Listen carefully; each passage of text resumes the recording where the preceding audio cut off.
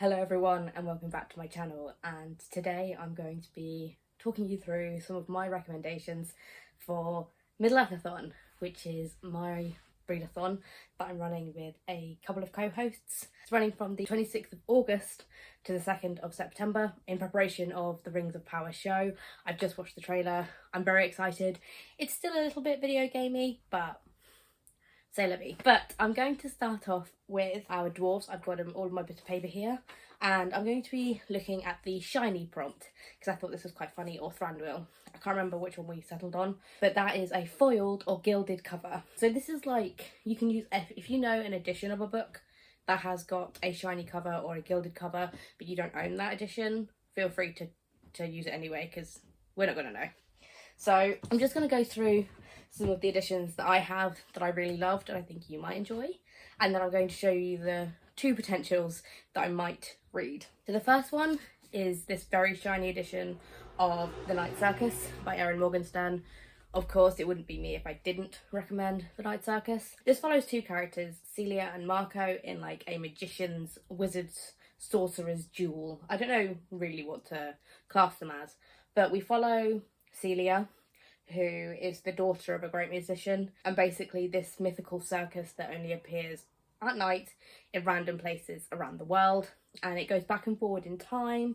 It's such a beautiful story and I need to reread it, but I absolutely love The Night Circus. It's magical, it's lyrical, and it's like a warm hug. And I love Morgenstern's writing, specifically in this one, and this does definitely fit the shiny prompt. It's also got the gilded inlay there on the cover, so I think this one definitely fits the bill. Second up, a little bit more subtle, is The Familiars by Stacey Halls, and this was the first Stacey Halls book I've read, and I haven't read any more of hers yet, but I will. But this follows a young woman during the Pendle Witch Trials. Also shiny there. Yes, the Pendle Witch Trials, and she is just basically trying to survive. She is the mistress of a big house, and she keeps on getting pregnant, and it's dangerous for her to become pregnant. So it's basically her trying to survive, and she meets a young woman called Alice, and I think Alice is accused of being a witch. And basically there's lots of imagery in this, and there's one in particular which is a fox, and she, the main character, assumes that he is a witch's familiar, and it's just a really nice story, and it's about womanhood and the choice to do with your own body and knowing and all of that sort of stuff. So I enjoyed this book a lot, and again, it's got this foil on the dust jacket and on the spine. My next recommendation is Piranesi by Susanna Clarke, and as you can tell, this is very shiny. I know the black and bronze hardcover is just as shiny, so definitely works. But I read this book and it is weird. I still couldn't tell you what actually happened, but I absolutely loved it. We follow a man who's sort of like displaced in time and space. We don't know where he is, we don't know who he is, and we don't know why he's where he is. Now, it's kind of us exploring that, and I had so many theories about what was going on in this book, and I can tell you right now I was wrong about all of them, but I always found the image of Pan on the front a really interesting image to go with, because there's lots and lots of imagery that is within this book that is more geared towards like the Minotaur, which makes sense because it's in the middle of this, basically this labyrinth, and we're just following this man who is traversing.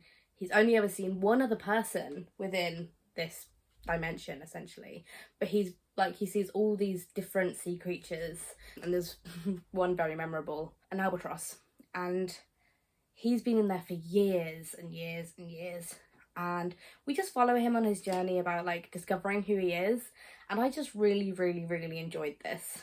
So I would 100% recommend you pick this up. It was the Women's Prize winner for fiction in 2021, and I can't stress this enough. I don't usually like prize winners, but this one can have all the time in the world. I highly enjoyed it, and it's just so pretty, and I just really like Susanna Clarke's writing, and I need to pick up more by her. My next two recommendations are two that kind of go hand in hand, but they're both as shiny as each other and both as gilded as each other. So the first one is Pet by Akwaeke Emezi, and as you can see, it's very shiny, and also the prequel Bitter, which is also just as shiny, as you can tell as the light is hitting the book. So these follow kind of like a dystopian alternate history, kind of. So Bitter is Pet's mother, and the things that happen in Pet. So Pet is a transgender mute child, and she is essentially the things that happen in this book. It talks about like religion and race and overcoming monsters, and monsters are not what you think. Like the people, it's really hard, but the monsters in this book are not as clean cut as just, oh, they're a monster.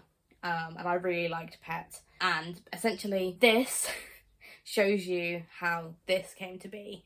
So this is like the history of how the first angels appeared and what that meant, and how the revolution that is in Pet started.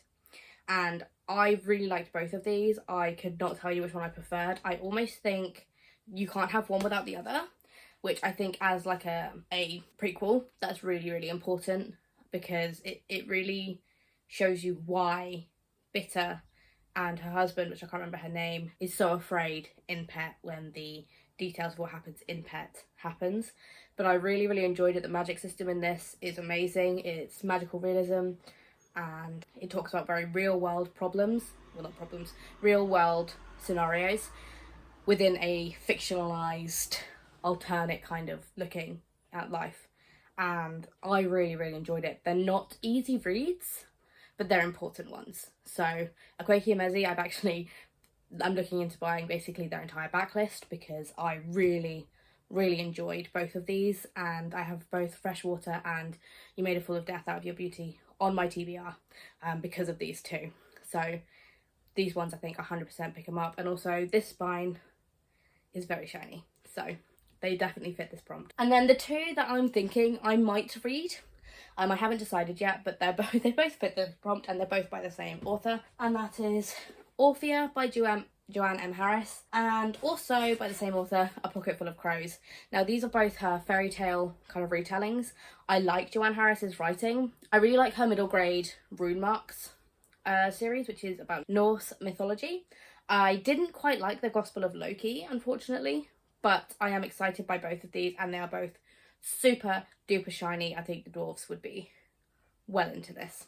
So those are the two that I'm thinking of reading. So if you are looking at reading any of these, if you're in the dwarf team, or if not, or if you've just read any of these books and you think you want to have a discussion with me about them, or you have an opinion on what I should read that you know of a shiny book, let me know down in the comments down below, and I will see you in my next video. Thanks guys, bye!